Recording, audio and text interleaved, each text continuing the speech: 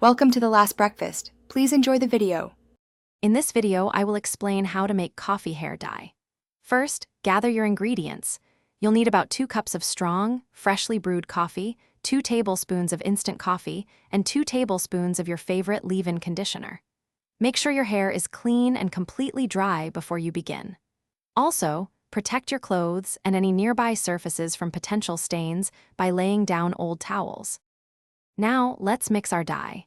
In a bowl, combine the 2 cups of strong, cooled coffee with the 2 tablespoons of instant coffee.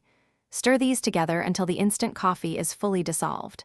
Next, add 2 tablespoons of your leave-in conditioner to this coffee mixture. Mix everything thoroughly until you achieve a smooth, consistent paste. This ensures even application and better color distribution. With your mixture ready, it's time to apply.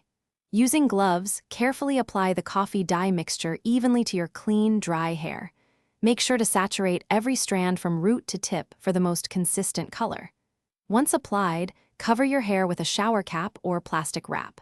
Let the dye sit for at least 1 hour, and for a deeper shade, you can leave it on for up to 3 hours. After the waiting period, rinse your hair thoroughly with cool water until the water runs completely clear. It's important to avoid using shampoo for at least 24 hours after dyeing to allow the color to set properly. For best results, you can repeat this process weekly.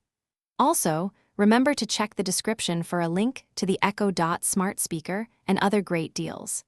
Enjoy your naturally tinted hair.